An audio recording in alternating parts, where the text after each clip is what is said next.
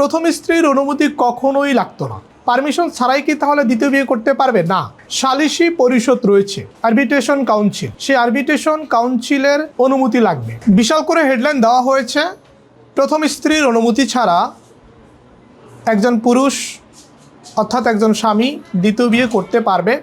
Clone দিয়ে লেখা হয়েছে হাইকোর্ট, অর্থাৎ বাংলাদেশ সুপ্রিম কোর্টের হাইকোর্ট ডিভিশন নাকি আদেশ করেছেন যে এখন থেকে প্রথম স্ত্রীর অনুমতি ছাড়া একজন স্বামী দ্বিতীয় বিয়ে বা পুনরায় আরেকটা বিবাহ করতে পারবে। এরকম একটি নিউজ সোশ্যাল মিডিয়ায় ভাইরাল হয়েছে। আমি আইনজীবী হিসেবে খুব হতাশ হয়েছি এবং সবচেয়ে বেশি খুশি হয়েছে যারা একটু দুষ্ট প্রকৃতির পুরুষ রয়েছে তারা খুব খুশি এই কারণে যে তারা দ্বিতীয় বিয়া বা আরেকটা বিয়ে করতে পারবে, এই কারণে তারা খুশি হয়েছে। আসলে বিষয়টা হলো যে প্রথম স্ত্রীর অনুমতি কখনোই লাগতো না। আমাদের যেই 1961 সনের আইন রয়েছে, মুসলিম পারিবারিক আইন, সেই আইনে স্পষ্ট করে বলে দেওয়া হয়েছে একজন পুরুষ যদি দ্বিতীয় বিয়ে করতে চায় বা পুনরায় আরেকটা বিয়ে করতে চায়, সেক্ষেত্রে তার যে বর্তমান ওয়াইফ রয়েছে বা ফার্স্ট ওয়াইফ রয়েছে তার পারমিশন কখনোই লাগবে না। তবে হ্যাঁ, পারমিশন ছাড়াই কি তাহলে দ্বিতীয় বিয়ে করতে পারবে? না, এখানে সালিসি পরিষদ রয়েছে, আরবিট্রেশন কাউন্সিল, সেই আরবিট্রেশন কাউন্সিলের অনুমতি লাগবে। এখন প্রশ্ন, এই যে আরবিট্রেশন কাউন্সিল বা সালিসি পরিষদ, এটা কিভাবে গঠিত হবে বা এই ব্যাপারটা কি? একজন ইউনিয়ন পরিষদের চেয়ারম্যান থাকবেন, বা মেয়র থাকবেন, বা কাউন্সিলর থাকবেন।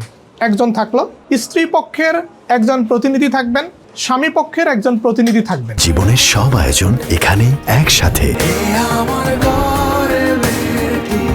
স্ত্রী পক্ষের একজন প্রতিনিধি, স্বামী পক্ষের একজন প্রতিনিধি এবং চেয়ারম্যান, মেয়র বা কাউন্সিলর যিনি থাকেন তিনি, এই সমন্বয়ে একটা সালিসি পরিষদ গঠন হবে। এই সালিসি পরিষদ উভয় পক্ষের কথা শুনে সিদ্ধান্ত নেবেন যে এই স্বামীর আরেকটা বিয়ে করা উচিত কি উচিত না।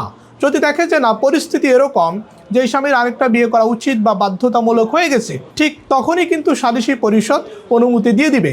এখানে একটা মজার বিষয় বলে রাখি, সালিসি পরিষদ সিদ্ধান্ত যেটাই দিক, তার যিনি প্রথম স্ত্রী তার মতামতকে কিন্তু বেশি গুরুত্ব দেওয়া হয়। বাস্তবতা হচ্ছে যে প্রথম স্ত্রী যদি অনুমতি না দেয়, পক্ষান্তরে কিন্তু সালিসি পরিষদও কিন্তু অনুমতি দিতে চায় না, যদি ব্যতিক্রম পরিস্থিতির সৃষ্টি না হয়। ব্যতিক্রম পরিস্থিতি বলতে আমি বোঝাচ্ছি, দেখা গেলো যে স্ত্রী এমন একটা দুরারোগ্য রোগে আক্রান্ত, সেই ক্ষেত্রে এটা বিবেচনা করতে পারে। এমন হতে পারে যে স্ত্রী অনেক বেশি অবাধ্য, এমন হতে পারে, বা স্ত্রী পাগল হয়ে গেছে। এরকম পরিস্থিতিতে সালিসি পরিষদ আসলে স্বামীকে দ্বিতীয় বিয়ে করার অনুমতি দিতে পারে। কিন্তু যে গুজবটি ছড়িয়েছে আমাদের সোশ্যাল মিডিয়াতে, আমি খুব হতাশ হয়েছি এই কারণে যে আসলে একটা নিউজের শুধুমাত্র হেডলাইন না পড়ে বিস্তারিত জানা দরকার। আর বিস্তারিত না জানলে আমাদের সমাজে যেই দ্বিতীয় বিয়ে নিয়ে বা প্রথম স্ত্রীর অনুমতির প্রসঙ্গে যে বিভ্রান্ত ছড়িয়েছে, এই বিভ্রান্ত ছড়াতে প্রত্যেক স্বামী, বিশেষ করে দুষ্ট প্রকৃতির স্বামীরা চাইবে যে আমি আরেকটা বিয়ে করব, বা বউকে প্রতিনিয়ত থ্রেট করবে যে এখন কিন্তু আমি অনুমতি ছাড়াই বিয়ে করতে পারবো। এই থ্রেটে কিন্তু সংসার অশান্তি বেড়ে যাবে।